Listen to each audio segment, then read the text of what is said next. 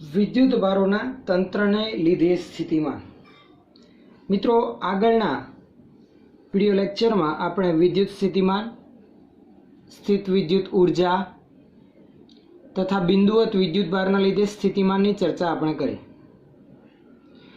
आ video में आपणे विद्युत भारोना तंत्रना लीधे उद्भवता स्थितिमाननी चर्चा करी।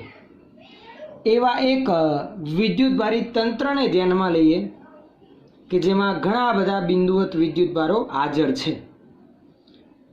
घणा बधा एटले बे करता वधु आपणे ध्यानमां लई शकीए, अनंत पण ध्यानमां लई शकीए। आवा विद्युत भार वितरणना लीधे कोई बिंदु पासे उद्भवतुं स्थितिमान कई रीते मेळवी शकाय तेनी चर्चा आपणे अहींया करीशुं। एकदम सरल टॉपिक मित्रों, अने आ टॉपिक आधारित शॉर्ट क्वेश्चन, एमसीक्यू तथा अमुक 2 मार्क्स में पूछाई शके तेवा दाखलाओ आपणी टेक्स्टबुक में एटले एनसीईआरटी ની આ બુકમાં આપણને આપેલા છે, જેનો સોલ્યુશન આપણને આ થિયરી પરથી સરળતાથી મળશે। તો આવા વિદ્યુત ભારોના તંત્રના લીધે સ્થિતિમાન માટે આપણે આગળ વધીએ। ધારો કે ધ્યાનમાં લીધેલા વિદ્યુત ભારિત તંત્રમાં બિંદુવત એવા વિદ્યુત ભારો જુદા જુદા સ્થાનોએ ગોઠવાયેલા છે, જેમાંના અમુક વિદ્યુત ભારોને હું જાણકારી ખાતર સરળતા ખાતર દર્શાવી રાખું તો એમાંનો એક વિદ્યુત ભાર ધારો કે અહીંયા છે, જેને આપણે કહીએ Q1। બીજો વિદ્યુત ભાર ધારો કે અહીંયા છે, જે છે Q2। ધારો કે ત્રીજો વિદ્યુત ભાર અહીંયા છે, જે છે Q3। ધારો કે ચોથો વિદ્યુત ભાર અહીંયા છે, જેને હું Q4 વડે દર્શાવું। આવા 4 બિંદુવત વિદ્યુત ભારો ધરાવતા વિદ્યુત ભારિત તંત્રના લીધે કોઈ P બિંદુ પાસે ઉદ્ભવતું સ્થિતિમાન મારે મેળવવું છે। આ છે P બિંદુ। મિત્રો, વિદ્યુત સ્થિતિમાનની વ્યાખ્યા એની ચર્ચા આપણે આગળ કરી લીધી। તમે જરાક એનો ખ્યાલ સ્પષ્ટ કરો તો એકદમ સરળતાથી આપણને ખ્યાલ આવશે કે આપણે શું ગણવું પડશે। વિદ્યુત સ્થિતિમાન એટલે કંઈક આવું હતું। અનંત અંતરેથી એકમ ધન વિદ્યુત ભારને ક્ષેત્રમાંના આપેલા બિંદુ સુધી લાવવા માટે વિદ્યુત ક્ષેત્રની વિરુદ્ધ દિશામાં કરવા પડતા કાર્યને તે બિંદુ પાસેનું સ્થિતિમાન મળે। મિત્રો, જોઈ શકાય છે P બિંદુ કે જ્યાં આપણે એકમ ધન વિદ્યુત ભારને લાવવો છે ત્યાં ઓલરેડી જ તંત્રમાં 4 બિંદુવત વિદ્યુત ભારો હાજર છે, એટલે Q1, Q2, Q3 અને Q4। તો આનો અર્થ એવો થયો મિત્રો, P પાસે એકમ ધન વિદ્યુત ભારને લાવવા માટે Q1 ના લીધે, Q2 ના લીધે, Q3 ના લીધે અને Q4 એમ 4 વિદ્યુત ભારોના લીધે મળતા ક્ષેત્રનો સામનો કરવો પડે। એટલે P પાસેનું કુલ સ્થિતિમાન એકે એક વિદ્યુત ભારને લીધે મળતા સ્થિતિમાનના સરવાળા જેટલું થશે। 4 બિંદુવત વિદ્યુત ભારો છે મિત્રો, તો બિંદુવત વિદ્યુત ભારના લીધે તેનાથી અમુક અંતરે આવેલા બિંદુ પાસે મળતા સ્થિતિમાનનું સમીકરણ તમને ખ્યાલ છે। સમીકરણ આપણે આમ લખીએ છીએ, V બરાબર KQ અપન R મુજબ બિંદુવત વિદ્યુત ભારના લીધે સ્થિતિમાનનું સમીકરણ। તો અહીં આપણે એ જ રીતે લખી શકીએ, Q1 થી P સુધીનું અંતર મને ખ્યાલ હોય તો સીધું Q1 ના લીધે મળતું સ્થિતિમાન મને મળે। તો આપણે Q1 થી P સુધીના અંતરને નોંધી રાખી, એ જ રીતે Q2 થી P સુધીના અંતરને નોંધી રાખી, એ જ રીતે Q3 થી P સુધીના અંતરને નોંધી રાખી, Q4 થી P સુધીના અંતરને નોંધી રાખી। ધારો કે Q1 થી P સુધીનું અંતર R1P છે, Q2 થી P સુધીનું અંતર R2P છે, Q3 થી P સુધીનું અંતર R3P અને Q4 થી P સુધીનું અંતર R4P છે। તો P પાસે મળતું કુલ સ્થિતિમાન પ્રત્યેક એવા બિંદુવત વિદ્યુત ભારના લીધે મળતા સ્વતંત્ર એવા સ્થિતિમાનના સરવાળા જેટલું થશે। મિત્રો, સદિશ સરવાળો ના કહી શકાય, કારણ કે વિદ્યુત સ્થિતિમાન અદિશ રાશિ છે। આમ અહીંયા સંપાતપણાના સિદ્ધાંત અનુસાર સરળતાથી એક એવા પ્રત્યેક બિંદુવત વિદ્યુત ભારના લીધે P પાસે મળતા સ્થિતિમાનોનો સરવાળો કરવાથી વિદ્યુત ભારિત એવા તંત્રને લીધે P પાસે મળતું કુલ સ્થિતિમાન આપણને મળશે। તો સૌપ્રથમ મિત્રો આપણે આવા બિંદુવત વિદ્યુત ભારોની માહિતી લખી રાખીએ કે અહીં વિદ્યુત ભારિત તંત્રમાં એવા બિંદુવત વિદ્યુત ભારો Q1, Q2, Q3 up to Q4 સુધીના ધ્યાનમાં લીધેલા છે, જેમના P બિંદુથી અંતરો અનુક્રમે R1P, R2P, R3P અને R4P છે। નોંધી રાખીએ અહીં ધ્યાનમાં લીધેલ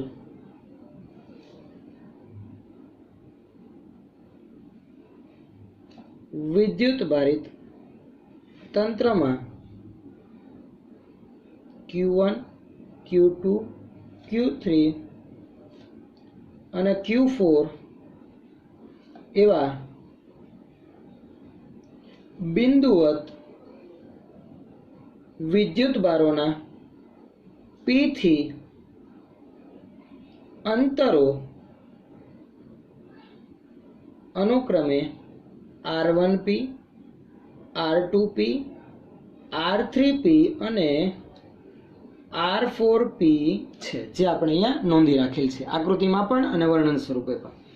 હવે આવા પ્રત્યેક વિદ્યુત ભારના લીધે P પાસે મળતા સ્થિતિમાનની નોંધ લખી રાખીએ કે Q1 ના લીધે P પાસે કેટલું મળશે, Q2 ના લીધે, Q3 ના લીધે, Q4 ના લીધે, અને એવા પ્રત્યેકના લીધે P પાસે મળતા સ્થિતિમાનનો સરવાળો કરીએ જેથી P પાસે આ સમગ્ર એવા વિદ્યુત ભારિત તંત્રના લીધે કુલ સ્થિતિમાન મળે. સૌ પ્રથમ Q1 ના લીધે P પાસે મળતું સ્થિતિમાન. હવે Q1 ના લીધે P પાસે મળતું સ્થિતિમાન V1 બરાબર સમીકરણ મુજબ KQ upon R. કે વિદ્યુત ભાર Q1 છે તો Q1 થી P સુધીનું અંતર R1P છે તો R1P આવશે છેદમાં, તથા Q2 ના લીધે P પાસે મળતું સ્થિતિમાન V2 બરાબર કે Q2 ના છેદમાં R2P, તથા એ જ રીતે Q3 માટે નોંધી રાખે, તથા Q3 ના લીધે P પાસે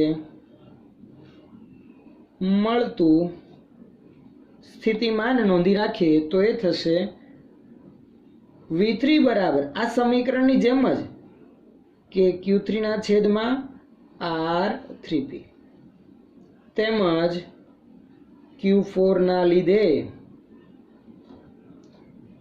P પાસે મળતું સ્થિતિમાન V4 શું થશે મિત્રો કે Q4 ના છેદમાં R4P.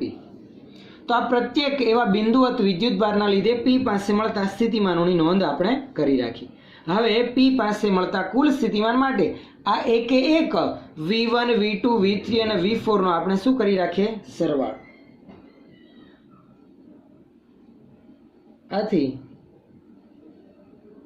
સમગ્ર વિદ્યુત ભારોના તંત્રના લીધે P પાસે મળતું કુલ સ્થિતિમાન V બરાબર V1 plus V2 plus V3 plus V4 ચારે ચાર પદનો સરવાળો કરવાથી કુલ સ્થિતિમાન આપણને મળશે. માટે V બરાબર કે Q1 upon R1P પ્લસ કે Q2 upon R2P પ્લસ કે Q3 upon R3P પ્લસ કે Q4 upon R4P. આમાંથી એક સરખા એવા પદોને આપણે સામાન્ય કાઢીએ તો K કોમન નીકળે, Q1 upon R1P, Q2 upon R2P, Q3 upon R3P અને Q4 upon R4P બને.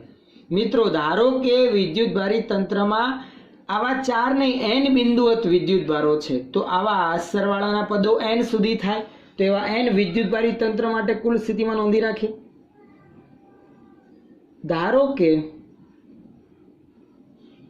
વિદ્યુત ભારિત તંત્રમાં Q1, Q2, Q3 up to Qn એવા n બિંદુવત વિદ્યુત ભારો હાજર છે, જેમના P થી અંતરો નોંધી રાખીએ આપણે અનુક્રમે R1P, R2P, R3P up to RNP હોય તો આવા n વિદ્યુત ભારોના તંત્રના લીધે P પાસે મળતું કુલ સ્થિતિમાન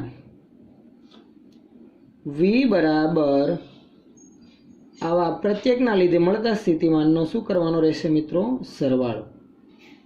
V1, V2, V3 આવા n બિંદુવત વિદ્યુતભારના લીધે મળતું સ્થિતિમાન આવશે Vn. એક એકનું પદ નોંધીએ તો આ રીતે બનશે કે Q1/R1P, કે Q2/R2P, કે Q3/R3P અને n માં વિદ્યુતભાર માટે કે Qn/RNP. કોમન કાઢી રાખીએ કે ને તો આને આમ લખાશે Q1/R1P, Q2/R2P, Q3/R3P, Qn/RNP. જો આ સરવાળાને સમેશન સ્વરૂપે નોંધું મિત્રો તો કંઈક આ રીતે બનશે. આપણે જોઈ શકીએ છીએ બિંદુઓ વિદ્યુતભારોના ક્રમ અનુક્રમે આગળ 1, 2, 3 આવતા જાય છે. તો સીધું આમ લખી શકાય કે બહાર લખી રાખીએ સમેશન I બરાબર 1 થી n સુધી.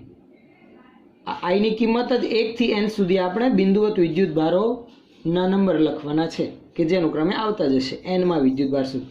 છેદમાં R1P, R2P, R3P up to RNP. તો અહીંયા P તો એમનું એમ છે, આ 1, 2, 3 ની જગ્યા પર આપણે I સફિક્સ લીધેલ છે તો RIP. આ થશે આવા બિંદુવત વિદ્યુતભારોના તંત્રના લીધે કોઈ બિંદુ પાસે મળતા સ્થિતિમાનનું સમીકરણ. તો મિત્રો આ રીતે આપણે સરળતાથી આવા બિંદુવત વિદ્યુતભારોના તંત્રના લીધે કોઈ બિંદુ પાસે મળતું વિદ્યુત સ્થિતિમાન નોંધી શકીએ. હવે જરૂરી નથી કે વિદ્યુતભારોના તંત્રમાં માત્ર આવા બિંદુવત વિદ્યુતભારો જ હાજર હોય. આવા વિદ્યુતભારી તંત્ર તરીકે સતત વિદ્યુતભાર વિતરણ ધરાવતું તંત્ર પણ હોઈ શકે. આવા સતત વિદ્યુતભાર વિતરણ આપણે 3 પ્રકારના ભણીએ એવા: રેખીય વિદ્યુતભાર વિતરણ, પૃષ્ઠ વિદ્યુતભાર વિતરણ અને કદ વિદ્યુતભાર વિતરણ. આવા વિદ્યુતભારિત વિતરણના લીધે કોઈ બિંદુ પાસે મળતું સ્થિતિમાન આપણે મેળવવું હોય તો મિત્રો જેમ આગળ આપણે વિદ્યુત ક્ષેત્રની ચર્ચા કરતા હતા એ જ રીતે ધ્યાનમાં લેવાની રહેશે માહિતી.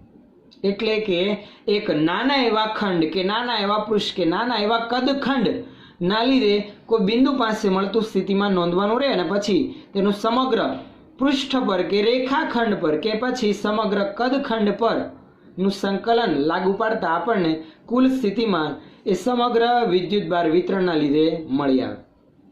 તો આપણે એની પણ નોંધ અહીં લખી રાખીએ કે વિદ્યુતભારિત એવા વિતરણ ધરાવતા તંત્રના લીધે કોઈ બિંદુ પાસે મળતા સ્થિતિમાન વિશેની માહિતી.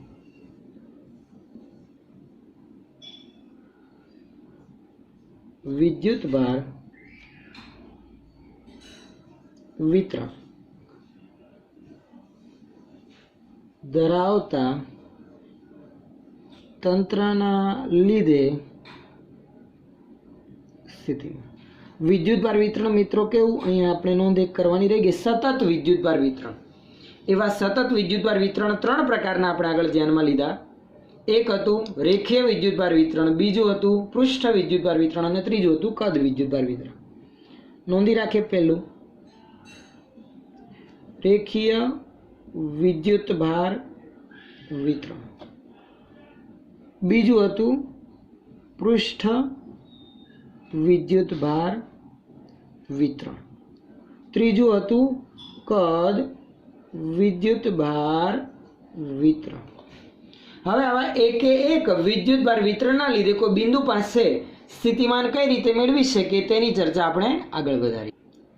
મિત્રો અહીંયા આપણે આગળ સૌપ્રથમ રેખીય વિદ્યુતભાર વિતરણના લીધે કોઈ બિંદુ પાસે મળતા સ્થિતિમાનની એક ચર્ચા કરી રાખી. તેની જેમ જ પૃષ્ઠ વિદ્યુતભાર વિતરણ, કદ વિદ્યુતભાર વિતરણ બંને માટે એક જ પ્રોસેસ આપણે આગળ વધારવાની રહેશે. તો એક ઉદાહરણ સ્વરૂપે રેખીય વિદ્યુતભાર વિતરણના લીધે ઉદ્ભવતા સ્થિતિમાન વિશેની માહિતી આપણે આગળ વધારીએ.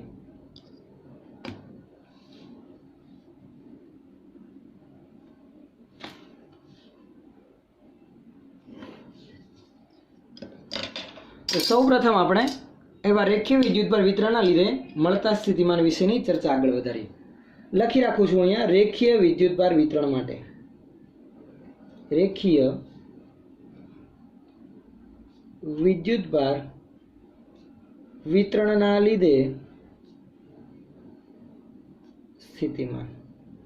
એવું રેખીય વિદ્યુતભાર વિતરણ તરીકે હું કોઈ રેખાખંડ કે કોઈ રેખા ધ્યાનમાં લઉં છું. ધારો કે કોઈ વિદ્યુતભારિત એવી રેખા આ છે કે જેના પર ધારો કે ધન વિદ્યુતભાર સતત રીતે પથરાયેલો છે. આ એવું રેખીય વિદ્યુતભાર વિતરણ છે જેની રેખીય વિદ્યુતભાર ઘનતા ધારો કે મિત્રો લેમડા છે. આ રેખીય વિદ્યુતભાર વિતરણના લીધે તેનાથી અમુક અંતરે રહેલા કોઈ પી બિંદુ પાસે આપણે સ્થિતિમાન ધારો કે મેળવવું છે. આ માટે સૌપ્રથમ શું કરીશું? વિદ્યુત ક્ષેત્રની ગણતરી કરતા હતા એમ જ સૌપ્રથમ આ રેખા પરના કોઈ એક સૂક્ષ્મ ખંડના લીધે કોઈ બિંદુ પાસે સ્થિતિમાન મેળવીશું અને પછી સમગ્ર આવા રેખાખંડના લીધે મળતા સ્થિતિમાન માટે આવા સૂક્ષ્મ ખંડોના લીધે મળતા સ્થિતિમાનોનો સરવાળો કરવાથી આપણે કુલ સ્થિતિમાન આવા રેખીય વિદ્યુતભાર વિતરણના લીધે કેટલું મળે છે એ સરળતાથી મેળવી શકીએ. ધારો કે આ રેખાખંડ પર નાનો એવો હું એક ખંડ ધ્યાનમાં લઉં છું. ધારો કે આટલો છે આ સૂક્ષ્મ ખંડ કે જેની લંબાઈ ધારો કે કેટલી છે મિત્રો? dl જેટલી. આ dl લંબાઈનો ખંડ ધારો કે કોઈ સંદર્ભ બિંદુ O થી કેટલા અંતરે ગોઠવાયેલો છે? તો કે ધારો કે આ dl લંબાઈના ખંડનું સંદર્ભ બિંદુથી અંતરને રજૂ કરતો સ્થાન સદિશ r છે. ધારો કે યામાક્ષ પદ્ધતિ ધ્યાનમાં લઈ રાખીએ. સંદર્ભ બિંદુ આપણે ધારો કે યામ પદ્ધતિના ઉગમ બિંદુ પર છે તેમ ધ્યાનમાં લીધેલું છે એવી કલ્પના કરી રાખીએ. આ x અક્ષ, આ y અક્ષ અને આપણું ઉગમ બિંદુ.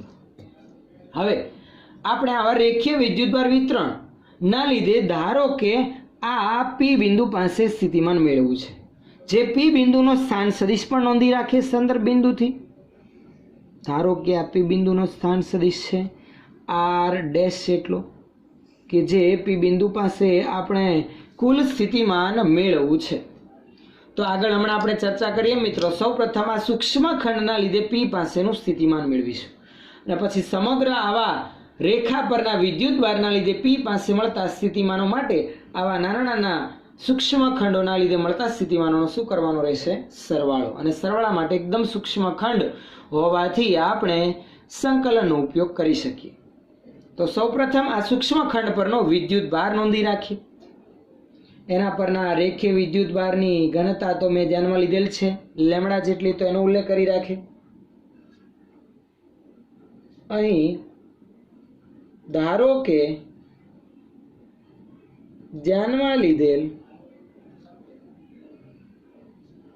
રેખા પરના વિદ્યુતભારની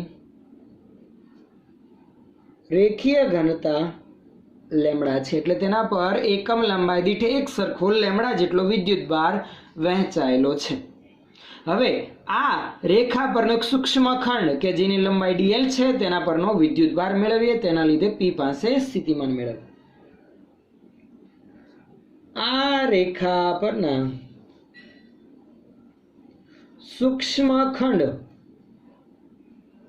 dl લંબાઈ ધરાવતા ખંડ માટે સૂક્ષ્મ ખંડ કે જેની લંબાઈ dl છે તેના પરનો વિદ્યુતભાર આપણે નોંધી રાખીએ મિત્રો. તો સૂક્ષ્મ ખંડ પરનો વિદ્યુતભાર પણ સૂક્ષ્મ હશે જેને હું dq વડે દર્શાવી રાખું. dq બરાબર શું આવશે મિત્રો? તો રેખીય વિદ્યુતભાર વિતરણ માટે રેખીય વિદ્યુતભાર ઘનતા લેમડા બરાબર q upon l આપણે લખીએ છીએ. તો કોઈ પણ નાના એવા કે કોઈ પણ લંબાઈના ખંડ પરના વિદ્યુતભાર માટે q બરાબર લેમડા ઇન્ટુ એ ખંડની લંબાઈ કરવાની. તો dq બરાબર લેમડા ઇન્ટુ એ ખંડની લંબાઈ એટલે કે dl આવશે. આ છે એ નાના એવા ધ્યાનમાં લીધેલા ખંડ પરનો વિદ્યુતભાર. આ સૂક્ષ્મ એવા ખંડના લીધે p પાસે મળતું સ્થિતિમાન નોંધવા માટે બિંદુવત વિદ્યુતભારના લીધે મળતા સ્થિતિમાનનું સમીકરણ સીધું જ આપણે ઉપયોગમાં લઈ શકાય. કારણ કે સૂક્ષ્મ ખંડ પરનો વિદ્યુતભાર બિંદુવત વિદ્યુતભાર જેટલો હશે તેમ આપણે ધ્યાનમાં લઈ શકીએ. એટલે કે q upon r. q ના બદલે સૂક્ષ્મ ખંડ પરનો વિદ્યુતભાર આવશે મિત્રો dq. આર એ ખંડથી પી સુધીનું અંતર. તો મિત્રો એ એક નોંધ આપણે દર્શાવી રાખીએ આકૃતિમાં કે સૂક્ષ્મ ખંડ ડીએલ થી આ પી ને જોડતો સ્થાન સદિશ કેટલો હશે મિત્રો? તો આ આર ડેશ તરફ આપણે વધીએ છીએ, આર થી આર ડેશ બાજુ, એટલે આ જે સ્થાન સદિશ થશે એ કયો થશે મિત્રો? R dash minus R. આવું આગળ આપણે ઘણી બધી વખત ઘણી બધી જગ્યા પર ધ્યાનમાં લઈ લીધું, તો સરળતાથી દરેકને ખ્યાલ આવશે. તો હવે આ નાના એવા સૂક્ષ્મ ખંડના લીધે પી પાસે મળતું સ્થિતિમાન. હવે આ ડીએલ લંબાઈના સૂક્ષ્મ ખંડના લીધે પી પાસે મળતું સ્થિતિમાન બિંદુવત વિદ્યુત ભારની જેમ જ શું બનશે સમીકરણ? સૂક્ષ્મ ખંડના લીધે મળતું સ્થિતિમાન આપણે v ના બદલે dv વડે દર્શાવે, તો dv બરાબર સમીકરણ કે ક્યુ પણ આર મુજબ આપણે દર્શાવીએ તો શું બનશે મિત્રો? કે ક્યુ ના બદલે સૂક્ષ્મ ખંડ પરનો વિદ્યુત ભાર dq અને છેદમાં એ સૂક્ષ્મ ખંડથી પી સુધીના અંતરને રજૂ કરતો સદિશ, એનું પાછું મૂલ્ય લખવાનું છે, એટલે આપણે એને માનાંકમાં રજૂ કરવાનું છે, જે આવશે આર ડેશ માઇનસ આર, એટલે ડીએલ થી પી ને જોડતા સદિશનું મૂલ્ય, સ્થાન સદિશનું મૂલ્ય, એટલે માનાંકમાં આર ડેશ માઇનસ આર. અહીંયા ડીક્યુ ની કિંમત મૂકી રાખીએ, માટે ડીવી બરાબર થશે કે ડીક્યુ ની કિંમત લેમડા ઇન્ટુ ડીએલ છેદમાં માનાંકમાં આર ડેશ માઇનસ આર. આ સૂક્ષ્મ ખંડના લીધે પી પાસે મળતું સ્થિતિમાન આપણે નોંધ્યું. જો સમગ્ર રેખીય વિદ્યુતભાર વિતરણના લીધે પી પાસે મળતું સ્થિતિમાન નોંધવું હોય તો આવા નાના નાના ડીએલ ખંડોના લીધે મળતા સ્થિતિમાનનો સરવાળો કરવાનો. આ ખંડો એકદમ સૂક્ષ્મ ધ્યાનમાં લીધેલા હોવાથી આ સરવાળાને આપણે સમેશન સ્વરૂપે નોંધી રાખીએ, એટલે સમગ્ર રેખા પરનું સંકલન. આથી સમગ્ર રેખીય વિદ્યુતભાર વિતરણના લીધે પી પાસે મળતું કુલ સ્થિતિમાન સમીકરણ શું બનશે મિત્રો?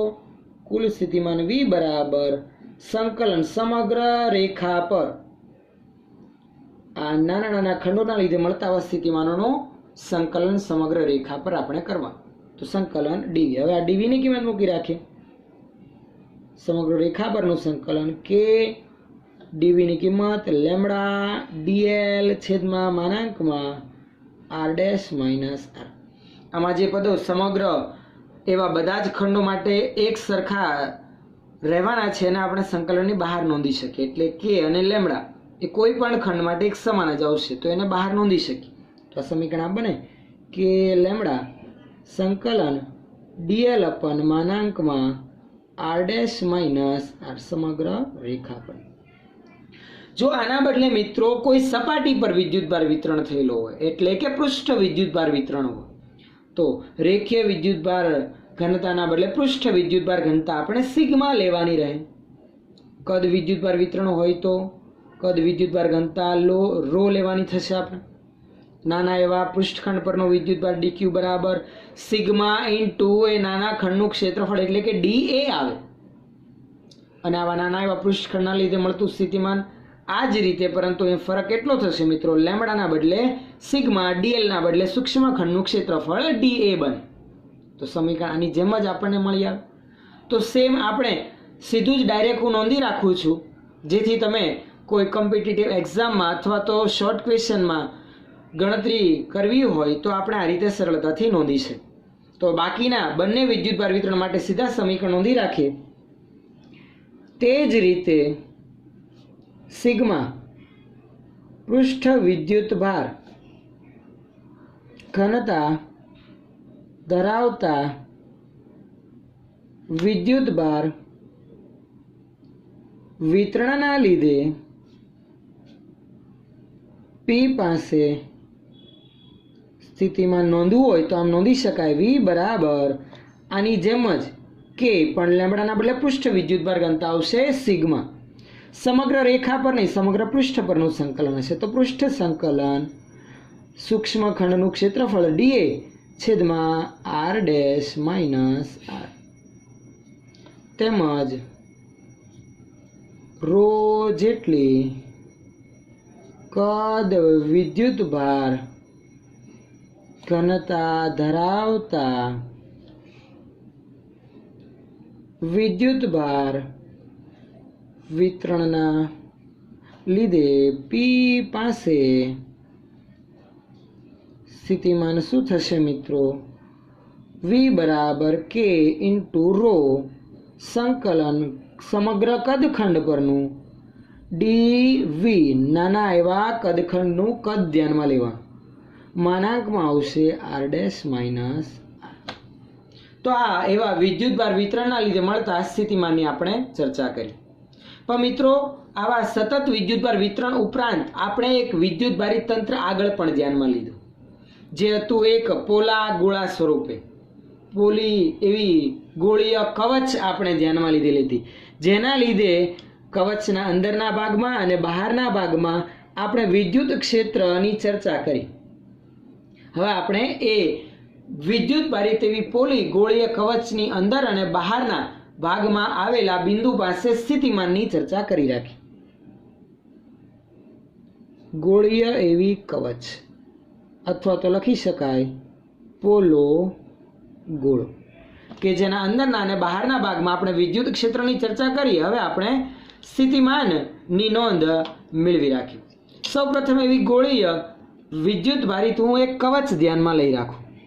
ધારો કે ધ્યાનમાં લીધેલી વિદ્યુતભારિત એવી પાતળી ગોળીય કવચ આપણે અહીંયા આ ધ્યાનમાં લીધેલ છે, જેના પર ધન વિદ્યુતભાર સતત રીતે વિતરિત થયેલો છે. આપણે એવા ધન વિદ્યુતભારને અહીંયા દર્શાવી રાખ્યું. આવા પોલા ગોળા માટે કે ગોળીય કવચ માટે મિત્રો એક અગત્યની બાબત તો આપણે નોંધી રાખેલી છે કે એમાં વિદ્યુતભાર માત્ર સપાટી પર જ વિતરિત થયેલો હોય છે. આવી ગોળીય કવચના અંદરના ભાગમાં હંમેશા વિદ્યુતભાર કોઈ બિંદુવત કણ હોવાના ન લીધે માત્ર સપાટી પર જ હશે. ધારો કે આ કવચ પરના વિદ્યુતભારની પૃષ્ઠ ઘનતા સિગ્મા છે.